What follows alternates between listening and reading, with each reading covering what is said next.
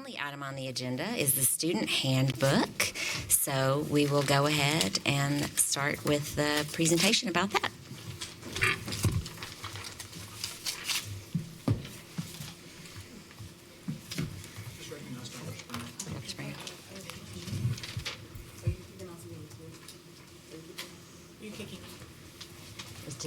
Just Dr. Springer. Oh, I'm sorry. If you could just recognize Dr. Springer to begin. This push to talk is messing with me. I'm very happy to recognize Dr. Springer. Why, Welcome. thank you. Thank you, and good afternoon. Board Chair Elrod, board members, and Dr. Battle. This afternoon, I present to you the proposed changes for the 2023-2024 Student Parent Handbook revisions. I believe everyone has a copy of the actual revisions, and I will go ahead and get started. The revisions that you see on the handbook are inclusive of changes made to the permissions, policies and protocols, language alignment, or adding resources for our families. I'll share them by groupings. The first grouping will be regarding attendance. For attendance, what you see are on pages 1 through 3. You will see updates regarding providing clarification to our families regarding our attendance policy, and also opportunities to acknowledge the responsibilities regarding attendance, and including excuse notes and the revocation process. The next groupings, beginning on page 4, are career and technical education and college and career readiness. And these updates are provided to make clearer our verbiage around our special populations form. And I believe there was some clarification needed regarding some of the language in our special populations form that is required by our federal Perkins grant language, and it must be included, hence the language that you see. For college and career readiness, this is simply to add language reflective of the state and MNPS board policy that really highlights our commitment to advancing equity for advanced academics and post-secondary opportunities. In our pathways, and our transition supports for our students. The next grouping, beginning on page 6, is focused on communications. And for communications, you'll see updates regarding notifications for our parents, permissions forms, our ability to take photos for media. Our next grouping, beginning on page 7, is regarding English language learners. It's really focused on aligning to state guidance and our EL home language survey and updating that language, as well as identifying and assessing students who may have potential EL supports needed, and also discussing assessment locations. Next, on page 9, you'll see research assessment evaluation updates, and those are simple. Those are just updates regarding reflecting our 2023-24 school year. Next, you'll see the strategic investments updates with verbiage to align to our eligible migrant students and making our families aware of their rights and their services. You also see updates on page 11 for student health services, and this is really to update our language around COVID-19 and our permissions to test, and also our health screenings. And then lastly, you'll see on page 11, beginning our discipline services updates. And just to provide a little clarification regarding those updates, if you will refer to page 15, I want to provide clarification regarding the code for, get to page 15. Regarding the code for our threats. So there are multiple codes that are outlined and updated in the handbook for threats. This is one of them, code 404. There's also 403 and 509. Just to provide clarification regarding our electronic threats, I believe there's clarification needed regarding if we wanted to add to a school. I believe that the language here kind of is inclusive of the school environment for electronic threats. So the code does refer to threats for a school or student or staff. It is implied.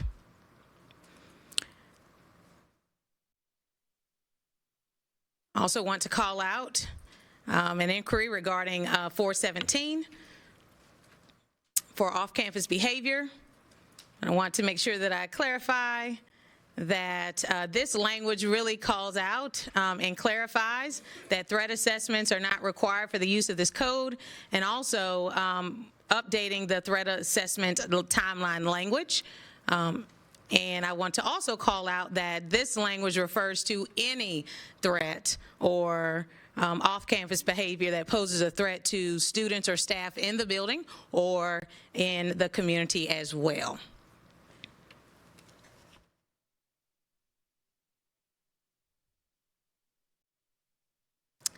Next, you see an update for drugs, and this really clarifies our distribution and adding additional forms of illicit drugs to include edible forms of drugs and distribution of those. And then lastly, I want to call out the 509 threats, which I referenced earlier. In the 509 threats, this is a new code that really calls out and specifies how we are delineating between this zero tolerance offense focused on mass violence. So this is violence that is threatened to school property, at a school property, or happens at a school-related event that has a potential to cause serious bodily injury or death for two or more persons. And I think the delineation here is really the serious bodily injury and or death to two or more persons. So this is a new policy in accordance to the TCA. Make sure Also, I want to call out in several of our codes, you will see an update for a threat assessment timeline. You see that the time has been extended from 24 hours to 3 days to allow time for the process to be thorough, and also to align to our student summary suspension dates as well. During those times, students are not typically in a building, and certainly there are safety precautions that are put in place to ensure that our students are kept safe during that time frame and to allow for the assessment to take place. Thank you. And with that being said, that'll conclude. One more final update is around our process for expulsions and appeals. What we've done is clarify the language between the 3 different appeals. So you have appeal level 1, which is with the hearing authority. You have level 2 with our executive director of student support services and or designee.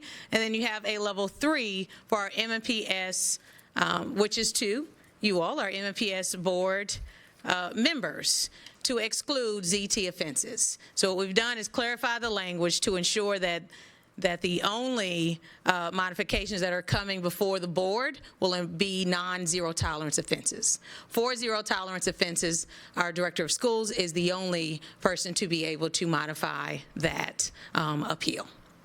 We have also updated our processes and procedures for discipline appeals to reflect these changes and things that we have endured over the last school year to make sure that our processes are clear and are clarified. Scrolling through, and with that concludes our update for the 2023-24 school year. And I'll turn it back over to Dr. Battle. Yes. Thank you, Dr. Springer. I'll turn it back over to you, Ms. Masters. Thank you for that overview. Appreciate it. So I'll start with questions. I'll just start and we'll just work our way around so that we can get to everyone's questions. Do you have questions, Erin? I think just one sort of clarification for if we get into the position of needing to do reviews of any of these folks that are appealing which is still in here, right? Like even with the clarification, Yes. there still are appeals that can come here. Yes. If there are things where you all have added context here or in other venues, is there a way for us, sort of either through the legal staff or the support team, to make sure that those things are like recorded and then reminded to us when and if we have questions? Meaning just if the language isn't exactly, if the language sort of is partially reflective and not fully reflective, or if there are added contexts that we need just to get those recalled to us, sort of like legislative intent sometimes gets reminded to folks. I think it's more of a request than anything. Yes, absolutely. Okay, thank you. Chair Elrod, did you have any questions? I asked my questions in advance, and Dr. Springer handled them. Thank you. No? Questions? Yeah. Thank you.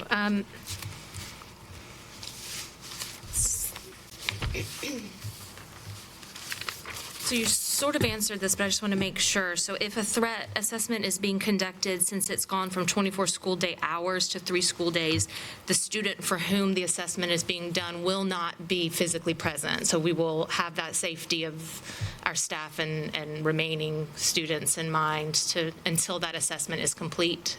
That's correct? So what I will say is that on a typical basis, that's exactly what happens. Our students are removed for a summary suspension during that time frame. But I also want to note that this is done on a case-by-case basis. I'm putting on my principal hat. There are times in which there are other methods and modes for our students to be safe during this time frame, and we also took those other precautions as well. Okay, and then I had just a clarification question on page 18. For the update on the 412 assault of a teacher or staff results in severe injuries, you highlighted add T to the response. Can you just, what does that mean? Yes, absolutely. So typically what happens is that response is for what happens in the school, within the school. And so the response, signals, out of school suspension, in school suspension, whatever the response may be. What we're doing is adding a T for transportation. So if this incident were to happen on a school bus, we wanted to make sure that it was explicit that a response can be issued should an assault of a teacher or staff happen on a school bus that results in severe injuries. Okay, just, that makes sense. Absolutely. So T's a code? T, yeah, it is a response. T for transportation. The only thing it does is highlights that you also can issue the response for transportation. Oh, okay. Yes. Yeah, and then the other thing, I just wanted to make a note and just say that I'm really glad to see that you have added staff into a lot of these threats in here, and I think a lot of us just assumed that was part of it, but to see it explicitly written in there, I think that's important for our staff to know that we're protecting them and doing what we can to keep them safe. So I'm really glad to see that addition. Thank you. Welcome. I'm good. All right, I think my only one was just a clarifying one for the millions of people that are probably watching right now, is that some of these updates are a result of state law. Certainly. Correct. Absolutely. Yeah. Okay. Yes. So, for example, I saw one right off the bat. 509. Yes. Yes. Yes. Okay. Great. So I just think that I just like to point that out because that's also the case a lot of times when we're changing policy. It's a result of, a change or adjustment to state law. So Exactly. Yes, ma'am. And you'll find that reflected in the justifications column for areas in which that is the case. thank All you. right. Thank you. If we're through with questions, I would entertain a motion. Oh, it doesn't? All right. Right. Then I guess the governance committee meeting can be adjourned. Thank you.